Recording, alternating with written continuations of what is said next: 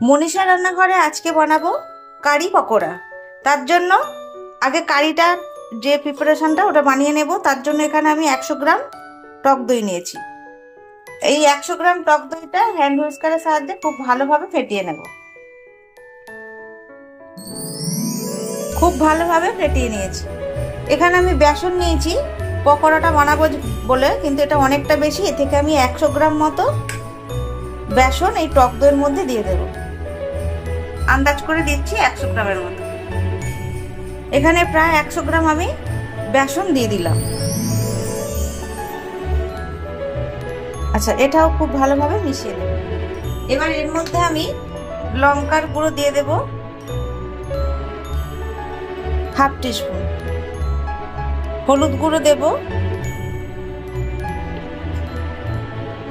Half টিস্পুনের একটু কম, দিয়ে দেব স্বাদ মতো লবণ। লবণটা শেষে চেক করে আরেকবার দেওয়া যেতে পারে। এবার এটা খুব ভালোভাবে, আচ্ছা একটু ধনে গুঁড়ো দিয়ে দেবো, 1 টিস্পুন ধনে গুঁড়ো দিয়ে দিলাম। এর মধ্যে জল দেব, দিয়ে খুব ভালোভাবে মিশিয়ে নেব। একটা পাতলা ঘোল বানিয়ে নিলাম, মানে এটা দিয়ে কারি বানানো হবে। তো আমি এখানে 1 কাপ জল ব্যবহার করেছি। এর মধ্যে কিন্তু এখনো জল লাগবে, তো শেষে বলে দেবো মোট কতটা জল লাগলো, মানে ক কাপ লাগলো। তো এটা আমি এক সাইডে করে দেব। এবার বানাবো পকোড়া, মানে যেহেতু কারি পকোড়া, তার জন্য পকোড়াটা বানাবো। ওটা তো কারির জন্য ব্যবস্থা হলো। এর মধ্যে দিয়ে দেবো লঙ্কার পেঁয়াজ। এখানে 2টো পেঁয়াজ আছে, 4টে কাঁচা লঙ্কা আছে। ঝালটা যে যা স্বাদ মতো দেবেন। এখানে ধনে পাতা আছে, অর্ধেকটা দেবো, অর্ধেকটা কারির জন্য রেখে দেব। এখানে জোয়ান আছে, জোয়ানটা একটু হাতে ঘষে দিয়ে দেবো।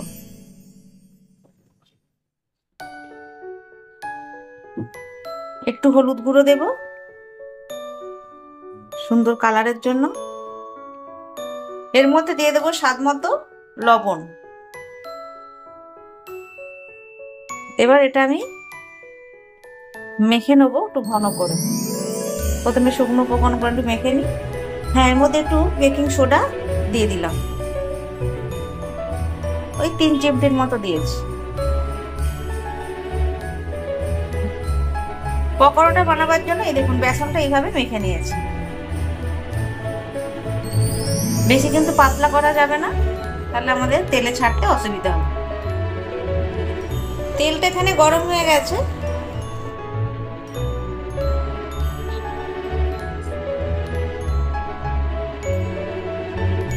এইভাবে দিয়ে বড়া পকোড়াগুলো ভেজে নেব। আর ভাই অভিরূপ সিনহাকে বলছি, চিংড়ির পোলাও অবশ্যই দেখাবো। তো আজকে আমি ভালো চিংড়ি মাছ পাইনি, আর পোলাও বানাতে গেলে একটু ভালো চিংড়ি মাছ চাই, তাই তুমি মঙ্গলবার পেয়ে যাবে।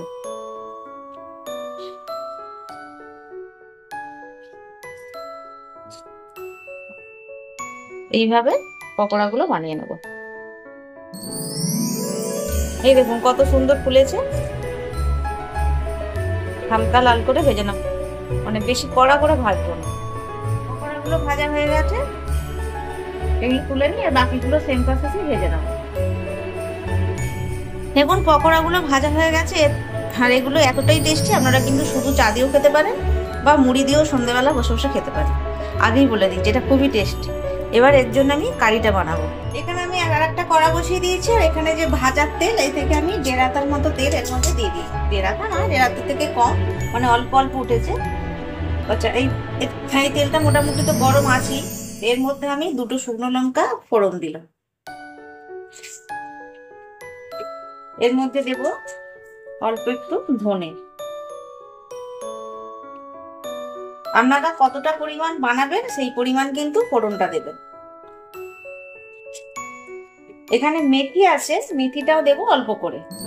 অবশ্যই কিন্তু মেথিটা দেবে, কিন্তু খুবই সামান্য।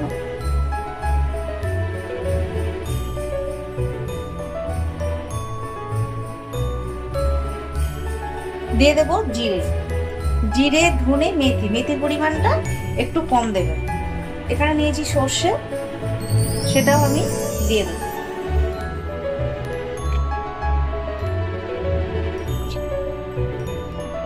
ফোড়ন থেকে সুন্দর একটা গন্ধ বেরিয়ে এসেছে।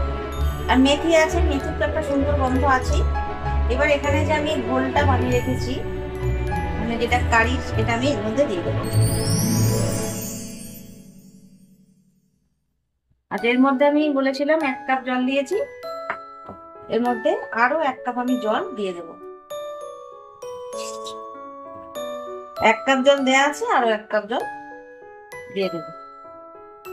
মানে ব্যাটারটা একটু মানে পাতলা করতে হবে, যাতে খুব ভালোভাবে ফুটে ফুটে ঘন হতে হবে, কারণ যেহেতু বেসন আছে।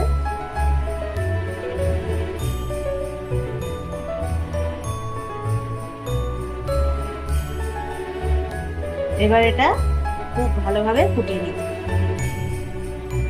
আচ্ছা, এই গ্রেভিটা ফুটতে থাকুক। আর এখানে যে বাকি তেলটা আছে, এর মধ্যে আমি এখানে আদা, রসুন, পেঁয়াজ, আমি এগুলো একটা হ্যান্ড গ্রাইন্ডারে মানে এরকম ছোট ছোট করে কুচিয়ে নিয়েছি। আপনারা এটা কিন্তু পেস্ট করবেন না, পেস্ট করলে কিন্তু খেতে ভালো লাগবে না। এখানে যে বাকি তেলটা আছে, মানে ভাজার যে বাকি তেলটা, এখানে তো বাকি তেলটা দেখলেন অল্প একটু দিয়েছি, দিয়ে এখানে এটা দিয়ে দিয়েছি ফুটতে। আর এই তেলটার মধ্যে আমি আদা, রসুন, এই এখানে 7-8 কোয়া রসুন আছে, 1 ইঞ্চি মতো আদা আছে, আর 2টো বড় সাইজের পেঁয়াজ আছে।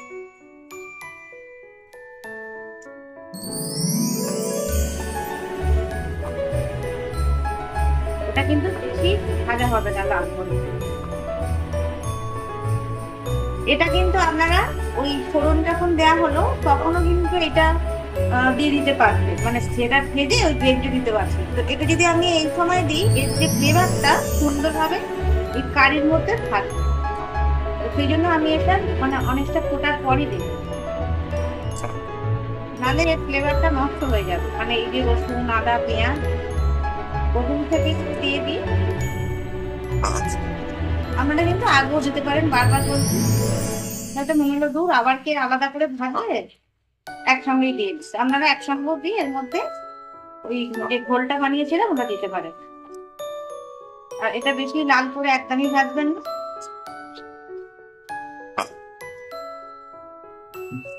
এই দেখুন একদম হালকা করে ভেজেছি। এবার গ্যাস অফ করে দেবো। গ্যাস অফ করে এর মধ্যে এটা ফেলে দেবো।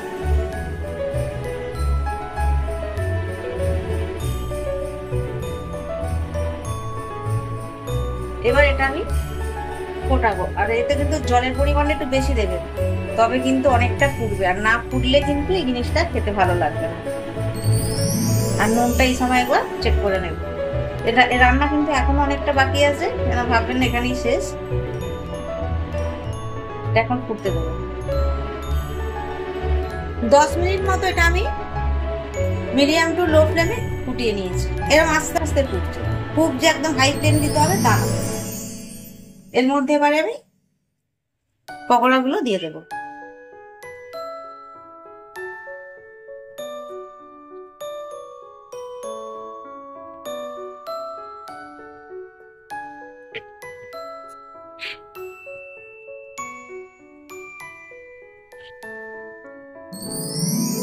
এবার এটা দিয়ে খুব ভালোভাবে আবারও 10 মিনিট ফোটাবো, যাতে এই পকোড়ার ভেতরে এই যে দইয়ের স্বাদ সবকিছু যেন চলে যায়।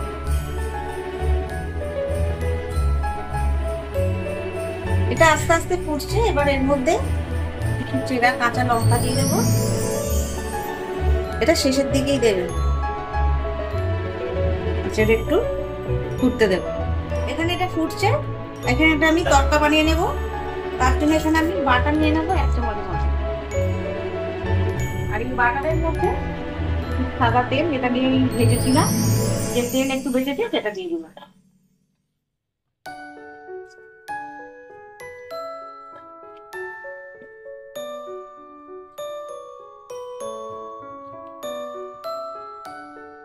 এর মধ্যে একটু জিরে দিয়ে দেবো।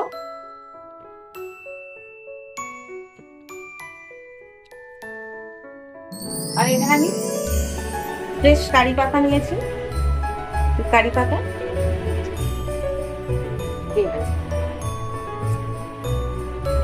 এবার দিয়ে দেবো। এর মধ্যে কাশ্মীরি লঙ্কার গুঁড়ো ওই 1 চামচ মতো, 1 চামচ কি তার আশপাশ। গ্যাসের ফ্লেম কিন্তু একদম লো। ব্যাস আমাদের তরকা রেডি। এবারে আমি এটা ওর মধ্যে দিয়ে দেবো। প্রায় 8 মিনিট হলো ফুটছে। আচ্ছা, এর মধ্যে আমি বেশ ধনেপাতা দিয়ে দেবো।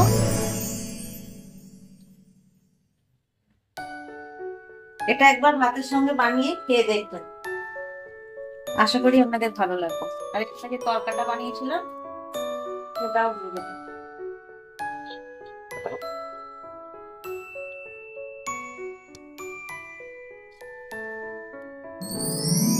আমাদের কিন্তু কারি পকোড়া একদম রেডি হয়ে গেছে। দেখুন লুকটা কত সুন্দর লাগছে।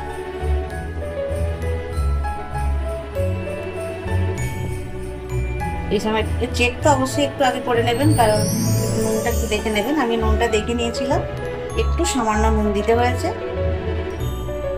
ব্যাস আমাদের রান্না রেডি। এবার পরিবেশনের পালা। এটা 10 মিনিট আমি রেস্টে রেখে দেবো। তৈরি হয়ে গেল কারি পকোড়া। এটা হচ্ছে ফাইনাল লুক। যদি আপনাদের এইটা ভালো লাগে, এই রেসিপিটা অবশ্যই বানিয়ে খাবেন। কেমন হচ্ছে কমেন্টস করে জানাবেন, লাইক করবেন, অবশ্যই বলি আমার এই চ্যানেলটা সাবস্ক্রাইব করবেন।